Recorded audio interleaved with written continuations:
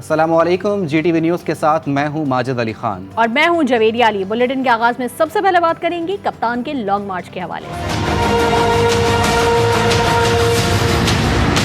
तहरीक इंसाफ अवामी हुकूक और कानून की बालादस्ती की जंग लड़ रही है। गरीब के लिए जेल और अमीर के लिए NRO से मुल्क नहीं चलते। चेयरमैन PTI इमरान खान नून लीग पर लफ्जी गोलाबारी करते हुए कहते हैं कि हकीकी आज़ादी मार्च को हकीकी आज़ादी तक जारी रखने का ऐलान कर दिया। कहा कातिल को वजीर दाखिला बना दिया गया, सजा याफ्ता चोर को वजीर आज़म बनाने की तैयारियां हैं। PTI के दौर में मुल्क तरक्की कर रहा था, साजिशी हुकूमत ने मईशत को तबाह कर दिया है। वो कौमें तबाह हो जाती हैं जिधर सिर्फ छोटे चोर को जेल में डाला जाता है, बड़े डाकू को उस मुल्क का इंसाफ का निजाम नहीं पकड़ सकता। जो चोरों को हमारे ऊपर बिठाया है, इस मुल्क के सबसे बड़े माफियाज 30 साल से इस मुल्क को लूट रहे थे। पहले जनरल मुशर्रफ ने इनको दोनों को चोरी में निकाला और फिर अपनी कुर्सी बचाने के लिए दोनों को NRO दिया। आज हमारी माशरते को इन्होंने आके, जो हमारी इंडस्ट्री तेजी से बढ़ रही थी, नौजवानों को नौकरियां मिल रही थी, मुल्क तो ऊपर जा रहा था, बैरूनी साजिश हुई, बंद कमरे में फैसले किए गए, मुल्क के मुस्तकबिल से खेला गया, चोरों को ऊपर मुसल्लत किया गया। साबिक वफाकी वजीर दाखिला शेख रशीद का कहना है कि इलेक्शन की तारीख दी जाए, इसके अलावा कोई रास्ता नहीं। रावलपिंडी में न्यूज़ कॉन्फ्रेंस करते हुए उनका कहना था कि वो इमरान खान के साथ चट्टान की तरह खड़े हैं, अमन के हामी हैं, किसी से झगड़ा नहीं चाहते। उन्होंने अदलिया का शुक्रिया अदा करते हुए कहा कि अदालतों के शुक्रगुजार हैं कि रोज़ाना की बुनियाद पर केसेस सुन रहे हैं। शेख रशीद ने कहा कि अमन के लिए जान दे सकते हैं, लेकिन बदअमनी का सोच भी नहीं सकते। हम चाहते हैं सुलह, सफाई, अमन, आदशी के साथ इलेक्शन की डेट दी जाए। हम इमरान खान के साथ चट्टान की तरह खड़े हैं। हम अमन के हामी हैं, अमन के दाई हैं। कोर्ट्स का, ख़ास तौर पर लाहौर पिंडी बेंच का भी और इस्लामाबाद हाई कोर्ट का भी और सुप्रीम कोर्ट का भी मशकूर हूँ कि एक एक दिन में 3-3 तारीखें निकल रही हैं और ऐसे केसेस निकल रहे हैं जहाँ पे हम मौजूद भी नहीं हैं। हम पुरअमन लोग हैं, हम अमन के लिए जान तो दे सकते हैं, लेकिन हम तशद्दुद का तसव्वुर नहीं कर सकते, बदअमनी की सोच नहीं रखते। और पाकिस्तान तहरीक इंसाफ का हकीकी आज़ादी मार्च अपनी मंजिल इस्लामाबाद की तरफ रवां दवा है। इमरान खान एमनाबाद में लॉन्ग मार्च के शुरा से खिताब करने के बाद गुजरावाला की तरफ रवाना हो गए हैं और गुजरावाला में आज चौथे रोज़ का क़याम होगा। जी हाँ, दूसरी जानिब PTI के लॉन्ग मार्च के सिलसिले में इस्लामाबाद की मुख्तलिफ अहम शाहराहों पर कंटेनर्स पहुँचा दिए गए हैं। वफाकी हुकूमत की जानिब से इस्लामाबाद में एहतजाज से रोकने के पेश नज़र PTI ने रावलपिंडी के नवाज शरीफ पार्क में धरने की तैयारियाँ शुरू कर दी हैं। इसी सारे मामले पर बात करेंगे। हमारे साथ मौजूद हैं लाहौर से हमारे नुमाइंदे वहीद गुज्जर, जबकि इस्लामाबाद से हमारे नुमाइंदे हमीद लंगरा ने हमें ज्वाइन किया है, उनसे बात करेंगे। सबसे पहले रुख करेंगे लाहौर का। वहीद हमारे साथ हैं। वहीद, बताइएगा लॉन्ग मार्च अब तक कहाँ तक पहुँच चुका है? पाकिस्तान तहरीक इंसाफ का चौथे दिन का लॉन्ग मार्च, जो कि आज कामुकी से शुरू हुआ और आहिस्ता आहिस्ता अपनी मंजिल की जानिब गामजन रहा और इस वक्त जो है गुजरावाला में ये चंद वाला जो किला है वहाँ पर पहुँच चुका है और यहाँ पर भी इस्तकबाली कैंप लगाया गया है और रास्ते में भी इस्तकबाली कैंप लगाए गए थे, जहाँ पर जो है PTI के चेयरमैन का जो है वो इस्तकबाल भी किया गया और सीनियर क़यादत जो है वो कंटेनर्स पर मौजूद रही। तो मेरा कैमरामैन भी मैं यहाँ के जो मकामी रिपोर्टर हैं मियाँ इजाज़, हम उनसे मज़ीद बात करेंगे। जी सर, क्या कहेंगे? आप इस इलाके को बखूबी जानते हैं, आपको लगता है ये काफ़ी लोग इकट्ठे हो गए हैं? जी, वैसे तो ये गुजरांवाला जो है ना नूनी का गढ़ है, मगर इधर से जो पहले भी जो है ना लॉन्ग मार्च काफ़ी आए हैं, बिलावल भी है और मरियम नवाज भी आई है, मगर देखने में आया कि इस वक्त जो है ना यूथ जो है वो बड़ी जो है मुतहरक है और PTI की काफ़ी क्राउड है और यहाँ से लेके पीछे जो है मोड़ एमनाबाद तो काफ़ी जो है ना वो लोग ये काफ़ी लोग इकट्ठे कर लिए हैं। जी, ये अब जो है ना इन लोगों की तवक्को से ज़्यादा लोग जो है ना वो इकट्ठे हुए। जी बिल्कुल, आपने सुना, का कहना है कि यहाँ पर जो भी सियासी पार्टी लॉन्ग मार्च निकालती है इस चौक पर लाजमी रुकती है और मगर इनके मुताबिक जो है कदरे बेहतर इनकी तादाद है कप्तान के खिलाड़ियों की, मगर पीछे जो हम सूरत देख कर आए हैं, पीछे सूरत भी दरमियाना तबके के लोग थे। मतलब ये भी बताता चलूँ कि मकामी लोग जो हैं वो ज़्यादा जो है PTI के चेयरमैन को वेलकम करते हमें दिखाई दिए। लाहौर के लोग अलबत्ता यहाँ पर नहीं है। लाहौर के लोग हमने देखा कि वो कामोकी तक वहाँ पर पहुँचे थे। उसके बाद जो है मकामी जो लोग जो हैं अपने हल्के के उम्मीदवारों के साथ यहाँ पर पहुँचे हैं और इस वक्त भी जो है इस्तकबाली कैंप जो लगाया गया गुजरावाला, यहाँ पर भी खासी तादाद जो है लोगों की इस वक्त पहुँच रही है, क्योंकि जो PTI का कंटेनर है वो तकरीबन 2 से 3 मिनट की दूरी पर है इस वक्त, और वो काफ़ी ज़्यादा आहिस्ता अपनी रफ्तार में चल रहा है। तो अभी यहाँ पर खान साहब पहुँचते हैं तो उस वक्त अंदाज़ा लगाया जा सकता है कि लोग जो हैं उनके साथ कितनी बड़ी तादाद में हैं। मगर हमने ये चीज़ देखी कि खान साहब जो उनका कंटेनर है काफी गहमा गहमी देखने में आ रही है लाहौर से, और वहीद गुजर साथ ही मौजूद रहिएगा। इस्लामाबाद का रुख करते हैं, फैजाबाद इंटरचेंज पे मौजूद है हमारे नुमाइंदे हमीद लंगरा। हमीद, आगाह ये कीजिएगा कि अब इस्लामाबाद में जगह जगह कंटेनर्स लगे हुए हैं और हुकूमत की जानिब से कोशिश की जाएगी कि मार्च को रोका जाए, तो अगर मार्च को रोका जाता है और इस्लामाबाद में धरने की इजाज़त नहीं मिलती तो क्या PTI के पास कोई मुतबादिल प्लान है? जी, मैं इस वक्त वफाकी दारुल हुकूमत इस्लामाबाद और इसके जुड़वां शहर रावलपिंडी के मकाम फैज़ाबाद पर मौजूद हूँ, और यहाँ पर रावलपिंडी और इस्लामाबाद के दरमियान को जो है वो रास्ता खुला हुआ है मुकम्मल, अगरचे कंटेनर्स रखे गए हैं लेकिन इस वक्त ट्रैफिक जो है वो नॉर्मल अपने फ़्लो में चल रही है। ताहम रेड जोन का जो इलाका है उसकी ज़रूर तोसी की गई है, और उसको जो ब्लू एरिया का जो एंड है, जो फैसल एवेन्यू है, फैसल फ्लाईओवर है, वहाँ तक उसको बढ़ाया गया, इसी तरीके से पारा चौक तक उसको लाया गया है। लेकिन उन इलाकों में भी कंटेनर्स प्लेस तो लाजमी किए गए हैं, लेकिन वहाँ पर अभी तक जो है अगर ये कहा जाए कि ट्रैफिक बंद कर दी गई है या इस तरह की कोई रुकावट जो है वो पैदा कर दी गई है, ऐसा कुछ नहीं है। लोग आ जा रहे हैं, मूवमेंट जो है वो फ्री चल रही है। दूसरी जानिब इस मार्च के हवाले से जो एक अहम चीज़ है वो डेवलपमेंट वो हुई है कि अगर पाकिस्तान तहरीक इंसाफ को इस्लामाबाद में जलसे की इजाज़त नहीं मिलती तो फिर वो रावलपिंडी में मरी रोड के ऊपर शमसाबाद के करीब एक पार्क है, इलामा इकबाल पार्क उसको कहा जाता है, उसका पुराना पार्क नाम जो था वो नवाज शरीफ पार्क था, वहाँ पर या शमसाबाद से फैज़ाबाद इस मेरेकम में जो मकाम है यहाँ पर जो है इसके बीच में जो है वो पाकिस्तान तहरीक इंसाफ जो है वो अपना जलसा कर सकती है। और इस हवाले से नवाज शरीफ पार्क के अंदर जो है वो इंतजाम किए जा रहे हैं। रावलपिंडी इंतज़ामिया जो है वो एमरजेंसी बुनियादों पर वहाँ पर वाशरूम जो है का क़याम जो है, आर्जी वाशरूम्स का क़याम जो है वो उसके हवाले से एक्टिविटी जारी है, और PHA जो है इस हवाले से वहाँ पर काम कर रही है। जी, बहुत शुक्रिया हमीद, हमें इस्लामाबाद की सूरत हाल से आगाह कर रहे थे, और वहीद इस वक्त मार्च में मौजूद है लाहौर से, उन्होंने हमें वहाँ से अपडेट किया। आप दोनों का शुक्रिया।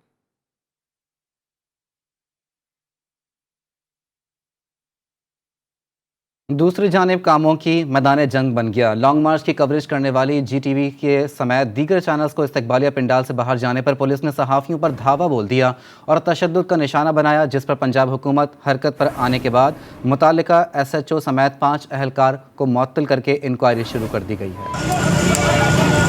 PTI आज़ादी लॉन्ग मार्च में पंजाब पुलिस का मीडिया नुमाइंदों के साथ नारवा सलूक। कामुनकी में पुलिस ने कैमरामैन शहरोज पर तशद्दुद किया। इस्तकबालिया कैंप के पास पुलिस ने मीडिया की DSNGs हटाने पर इसरार किया, जिस पर सहाफ़ियों का कहना था कि दूर से कवरेज नहीं की जा सकती, जिस पर इलाका मैदान जंग में तब्दील हो गया।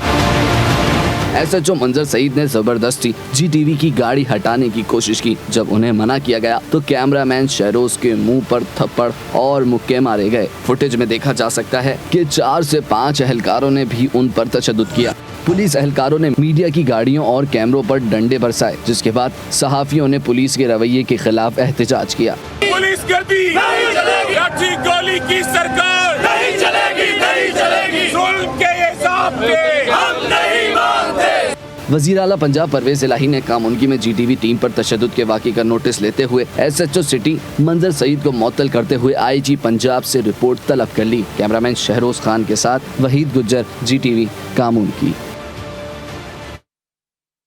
मज़ीद खबरें शामिल करते हुए आपको बताएं कि चीन ने हर मुश्किल में पाकिस्तान का साथ निभाया। CPEC मंसूबे से इक़्तिसादी ताल्लुक मज़ीद मजबूत हुआ। वफाकी वज़ीर एहसन इकबाल कहते हैं कि इमरान खान ने पाक चीन दोस्ती को शदीद नुकसान पहुँचाया। मंसूबों को सर्द खाने की नज़र किया गया। पंजग्वार और तुर्बत के दरमियान ट्रांसमिशन लाइन मंसूबा खटाई में डाला गया। हमारी कोशिश है कि ताल्लुकात को बहाल किया जाए।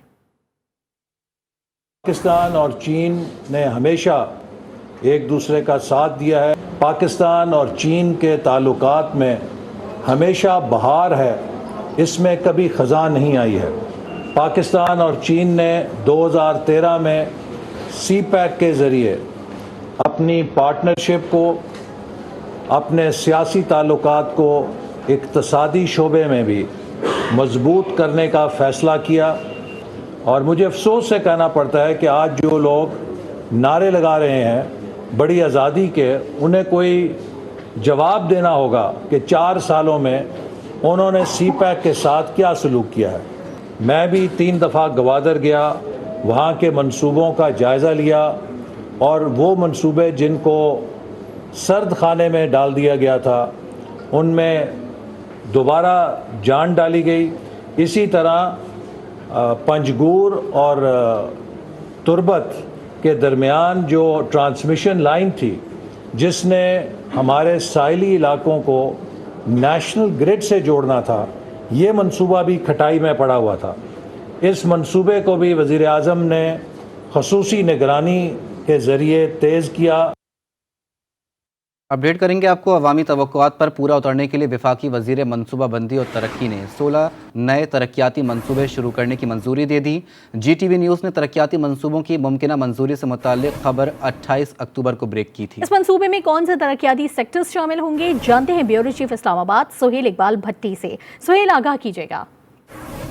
जी बिल्कुल, वफाकी हुकूमत को अपोजिशन की जानिब से भरपूर दबाव का सामना है, बिलखसूस कारकर्दगी और अवामी तवक्कुआत के हवाले से, जिसके बायस इंतहाई कलील टाइम के अंदर 16 नए तरक्याती मंसूबे शुरू करने की बाज़ाब्ता मंजूरी दी गई है।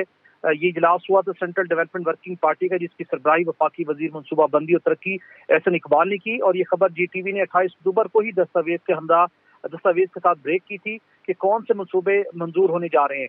इसमें मजमूई तौर पर इन मंसूबों की जो मालियत है वो 400 रुपए से ज्यादा है, जिसके अंदर लिया, मुजफ्फरगढ़ और जंग में 2400 मेगावाट सोलर पावर मंसूबों की अराजी की खरीदने के 6 अरब 60 करोड़ का मंसूबा है, उसकी बाज़ाब्ता मंजूरी दी गई है। सिंध और बलूचिस्तान में सैलाब से तबाह घरों की तमीर के लिए 418 रुपए का मंसूबा शुरू करने की मंजूरी दी गई है। सेहत के शोबों के लिए 63 अरब रुपए और तालीम के मंसूबों के लिए 9 अरब रुपए के मंसूबे शुरू करने की मंजूरी दी गई है। इसी तरह सिंध में फ्लड इमरजेंसी और रेस्क्यू सर्विस के लिए। ठीक है, बहुत शुक्रिया सोहेल इकबाल भट्टी अपडेट करने के लिए। और सर्दियों ने अभी पूरी तरह एंट्री भी नहीं दी, मगर गैस ने छुट्टियों की प्लानिंग कर ली। 1 नवंबर से सुबह, दोपहर और रात सिर्फ खाना पकाने के बाद गैस मिलेगी। हुकूमत ने लोड मैनेजमेंट प्लान तैयार कर लिया। वजारत पेट्रोलियम के ज़राए के मुताबिक तमाम सेक्टर्स के लिए तरजीहात तय कर ली। आवाम हो जाए तैयार, सर्दी में गर्म पानी मिलना तो दरकिनार, खाना पकाना भी होगा दुश्वार। कल से सिर्फ 24 घंटे में 3 औकात गैस मिलेगी। गैस बहरान के बायस लोड मैनेजमेंट प्लान तैयार कर लिया गया। लोड मैनेजमेंट प्लान 1 नवंबर से 15 फरवरी 2023 तक नाफिज रहेगा। वजारत पेट्रोलियम के ज़राए के मुताबिक गैस बहरान शिद्दत पकड़ चुका है। मौसम सरमा में LNG की दरामद के लिए मनसूबाबंदी की गई है। किस सेक्टर को कितनी गैस मिलेगी, तरजीहात तय कर ली गई है। मौसम सरमा में मजमूई तलब 8 अरब क्यूसेक फीट यौमिया होने का इम्कान है। गैस की मजमूई पैदावार 3 अरब 75 करोड़ क्यूसेक फीट यौमिया रहेगी। 1 अरब क्यूसेक फीट LNG दरामद की जाएगी। इसके बावजूद 3 अरब 25 करोड़ क्यूसेक फीट यौमिया से जायद का शॉर्टफॉल होगा। ज़राए के मुताबिक बलूचिस्तान और सिंध में सैलाब से गैस की दस्तयाबी और सप्लाई मुतासिर होने का इम्कान है। लाहौर का रुख करेंगे। लाहौर में गैस की लोड शेडिंग ने घरों के बाद तंदूर मालिकान को भी परेशान कर दिया है। नान भाई कहते हैं LPG सिलेंडर इस्तेमाल करते हैं जिसकी कीमत ज़्यादा है। तफसीलात बता रहे हैं हमारे नुमाइंदे वकार शौकत। आज बिल्कुल मौसम सरमा की आमद के साथ ही गैस की लोड शेडिंग ने सर उठाना शुरू कर दिया है। जिस तरह से घरों में गैस की लोड शेडिंग की वजह से खाना पकाने और खाने वालों को शदीद मुश्किलात का सामना है, इसी तरह तंदूर मालकान भी परेशान है और यहाँ पर आने वाले ग्राहक भी परेशान है। मेरे साथ एक तंदूर मालिक मौजूद है। अच्छा भाईजान, ये बताइए कि गैस की लोड शेडिंग किस हद तक तंग कर? यार बहुत ज़्यादा है, क्योंकि सिलेंडर भी वारे में नहीं और लोग भी बहुत ज़्यादा तंग कर रहे हैं। एक तो रोटी का रेट भी बढ़ गया हुआ है बहुत ज़्यादा, और इसी वजह से सिलेंडर भी हम इस्तेमाल कर रहे हैं। आपके सामने ये लगा हुआ है, तो रोटी भी महंगा बेच रहे हैं और आटा भी हमें महंगा मिल रहा है। कोई सहूलत नहीं है। कम से कम हमें तो गैस मिलना चाहिए कि हम थोड़ा सा आवाम को ना रिलीफ दे। तो हमारी तरफ से तो अपनी कोशिश पूरी है बहरहाल, लेकिन हुकूमत जो कर रही है अच्छा नहीं कर रहे हमारे साथ। बिल्कुल, जैसा कि आपने सुना कि तंदूर मालकान का ये शिकवा है कि गैस ना आने की वजह से शदीद मुश्किलात का सामना है। यहाँ पर आने वाले जो लोग हैं जो नान और रोटी ले रहे हैं, वो भी शिकवा करते हैं कि आप नान और रोटी महंगा बेच रहे हैं, लेकिन उनका यही शिकवा है कि गैस की लोड शेडिंग की वजह से इन सब मुश्किलात का सामने आ रहा है। जी, रावलपिंडी और इस्लामाबाद में भी गैस के प्रेशर में नुमायां कमी देखी जा रही है। शहरियों की मुश्किलात का अहवाल बता रहे हैं एहतशाम यूसुफ। जी, जाड़े के मौसम की आमद के साथ ही जुड़वां शहरों के अंदर गैस का प्रेशर इंतहाई कम हो चुका है। इस वक्त मैं एक नान भाई की दुकान पे मौजूद हूँ, जिनका ये कहना है कि गैस के प्रेशर में कमी के सबब वो कमर्शियल सिलेंडर इस्तेमाल करने पे मजबूर हैं, जिसकी वजह से उनके कारोबार में तात्तुल भी आ रहा है। आइए हम जानते हैं इनसे कि इनका क्या कहना है। ये अभी मौसम तो सही से स्टार्ट नहीं हुआ और गैस में कमी आ गई है प्रेशर में, तो ज़ाहिर सी बात है हम मजबूर लोग हैं, रोज़ी रोटी कारोबार का मसला है, तो इसमें हमें मजबूरन सिलेंडर यूज़ करना पड़ेगा। जी बिल्कुल, इनका यही कहना है कि अभी सर्दियों का मौसम प्रॉपर्ली शुरू भी नहीं हुआ और यहाँ पर गैस के प्रेशर में इंतहाई कमी देखी जा रही है, जिससे इनका जो कारोबार है वो भी दांव पर लग चुका है। जी, इस्लामाबाद के बाद रुख करेंगे पेशावर का। पेशावर में गैस बंदिश से नान भाइयों ने सर पकड़ लिए हैं। नान भाइयों का क्या कहना है, इस बारे में बताएंगे हमारे नुमाइंदे मोहम्मद सरमत। बिल्कुल, पेशावर में गैस की लोड शेडिंग से जहां आम शहरियों को मुश्किलात है, वहीं पर नानबाई भी इस मुश्किल से दो चार है। नानबाई की दुकान में हम मौजूद हैं, यहां पर इनसे बात करते हैं कि क्या मुश्किलात है। जी बिल्कुल, क्या कहेंगे इस हवाले से आप? यार भाई मुश्किलात तो ज़्यादा हो, गैस भी नहीं हो, हमारा काम ही ख़राब हो, मुश्किलात और भी ज़्यादा है। लोड शेडिंग, बिजली का मुश्किलात है, गैस का मुश्किलात है और मुश्किलात बहुत है इधर से। तो गैस कितनी आती है आपको? गैस कम है, बहुत कम है गैस का। ठीक है, बिल्कुल इनका यही कहना था कि इंतहाई मुश्किलात का सामना है। तकरीबन दिन में सिर्फ 3 से 4 घंटे की यहाँ पर गैस आती है, बाकी जो है वो काम सिलेंडर से करना पड़ता है।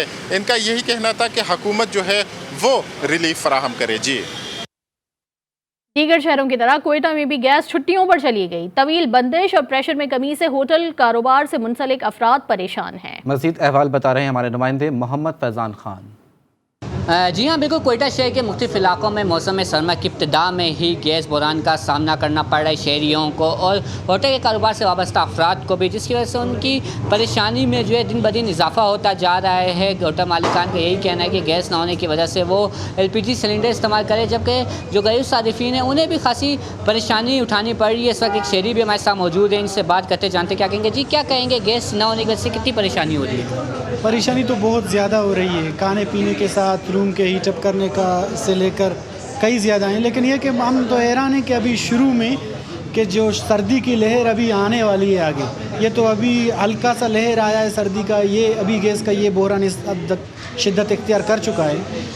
अगर जो बड़ी सर्दी आ जाए तब क्या होगा, कैसा सिचुएशन होगा? जी हाँ बिल्कुल, जैसे आपने सुना कि इनका यही कहना है कि अभी इब्तिदा है सर्दियों की और यहाँ पर जो है गैस ना होने की होना नहीं है, और इसी के साथ साथ अगर आगे जो सर्दी की शिद्दत में जो ही इजाफा होगा तो गैस ना होने की वजह से घरेलू सारिफिन को भी परेशानी का सामना करना पड़ेगा, होटल के कारोबार से वाबस्ता अफराद को भी परेशानी का सामना करना पड़ रहा है। और यहाँ पर शहरियों का यही कहना है कि गैस ना होने की वजह से उनकी जेब पे माली बोझ भी बढ़ रहा है। तो शहरियों ने हुकूमत से ख़ास तौर पर सुई गैस हुक्काम से मुतालबा किया है कि फौरी तौर पर गैस के लो प्रेशर का और गैर एलानिया तवील जो लोड शेडिंग है उसका नोटिस ले। जी, अडियाला जेल में कैद 9 उम्र बच्चों के केसेस के फैसलों में तेजी आने लगी है। इस्लामाबाद की मकामी अदालत ने 2 9 उम्र बच्चों को फौरी रिहा करने का हुक्म दे दिया। इसी हवाले से मजीद तफसीलात जानने के लिए हमने रब्ता किया अपनी नुमाइंदा आसिया कौसर से।